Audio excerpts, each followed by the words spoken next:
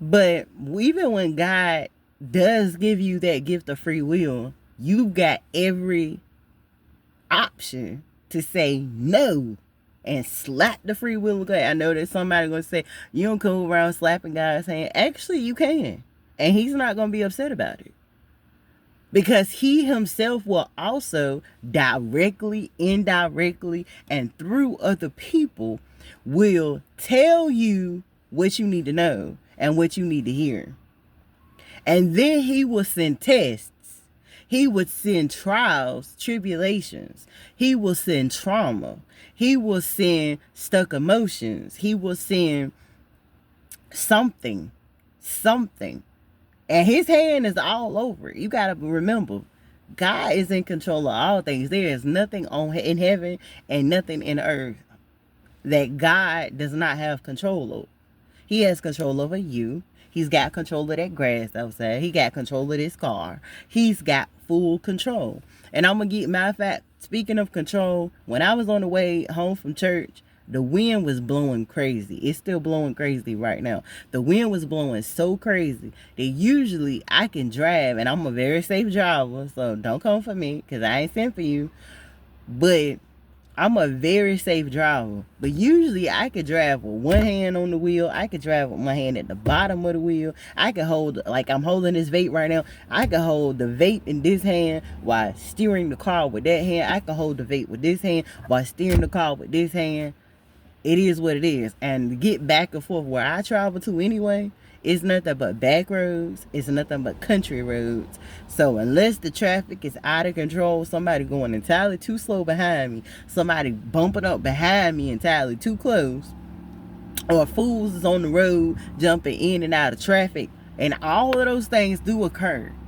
But the mission of getting to wherever I'm going and getting from wherever I'm going, that's still the same mission. If I'm trying to go to church, go to work, go to a store, go to my in-laws' house, I'm still going to wherever I'm going to. If I'm leaving church, I'm leaving work, I'm leaving a store, leaving my in-laws' house, and I'm coming home, I'm still coming home.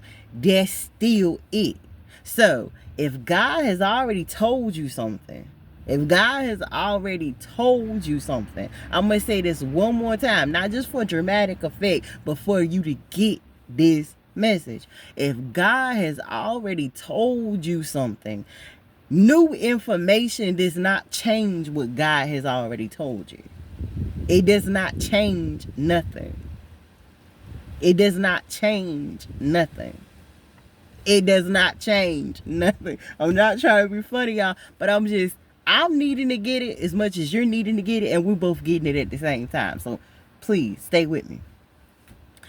So if that's the case, why are you worried? Why are you stressed? Why are you feeling like, well, wow, God told me that this thing right here was going to happen, but now that's happening, now this happening. So what?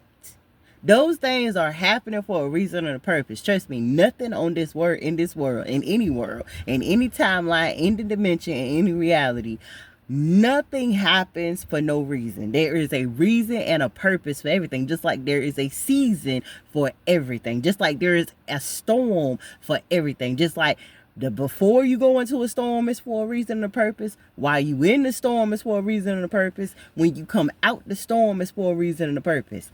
All of them are needed, necessary, or required. And let me go ahead and give you this too. A lot of people, clients included, will ask me, well, Oracle, well, Empress, well, Shonda, well, such and such and so, when is it going to stop? It's not. Let me burst your bubble right now. It's not going to stop. Until your heartbeat stops, it's not going to stop. So you have to learn how to get comfortable in it. When I lived in this car, and I went and stayed at people's houses, on people's couches, I got enough money to be able to stay in an Airbnb. I got enough money to be able to stay in a hotel. And I mean literally when I got this car. When I got this car, I was homeless. When I got this car, I had nowhere to go. I had nothing that I could do except for whatever I was being divinely guided, supported, provided, and protected to do. Now, when I first started my journey in this car, I started sleeping in the back. I started literally making it as comfortable for myself as possible to be able to sleep in the back. And then in the middle of my haziness, in the middle of my amnesia and all kinds of other stuff that I was going through at the time, I woke up one day and I said to myself, and myself said, I think we're a little too comfortable sleeping in this car. Like, there's nothing wrong with us being thankful, grateful, and appreciative that because we have this car, we got a roof over our head. There's nothing wrong with us being thankful, grateful, and appreciative that we can get around and we don't have to get on the bus and we don't have to get in an Uber. The only thing we need is gas to stay in the car and the car staying in proper working order. And we good, right? I was like, I'm starting to get a little too comfortable. You know, I got my little iPad so I can watch my TV as long as it stays charged up. It does take a little bit of time. It did take a little bit of time to get charged. But once it was charged, it would stay charged for hours and hours. And you got to think about it. I had 2 phones at that point. Oh, Kevin Gates Moses is coming in. I got 2 phones. I got 2 phones. Let me stay on target.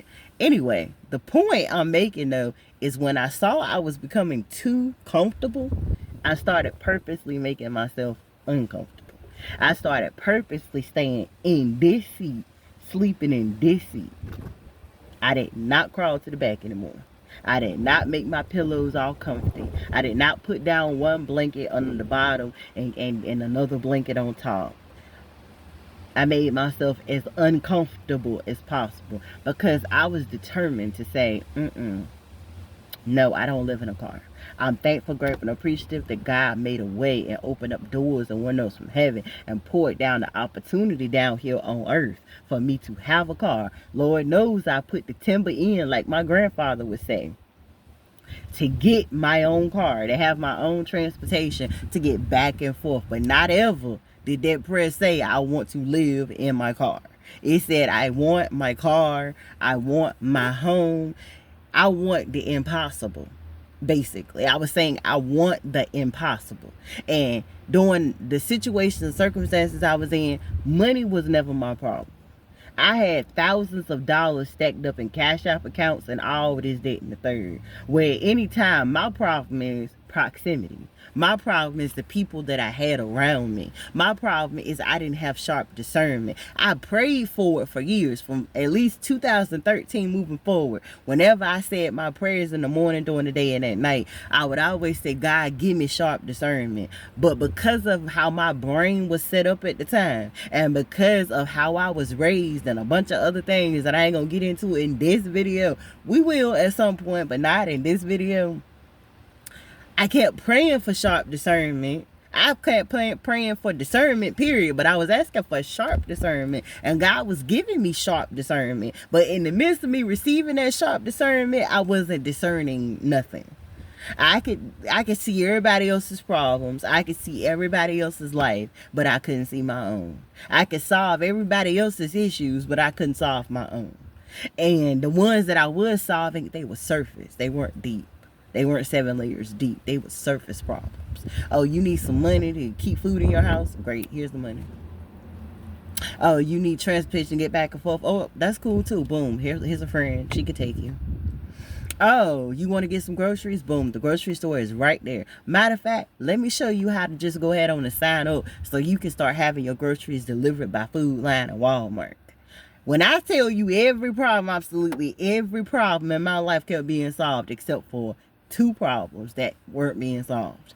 Me having my own house, not a hotel room that I turned into a luxury apartment, but my own house, and me having my own car.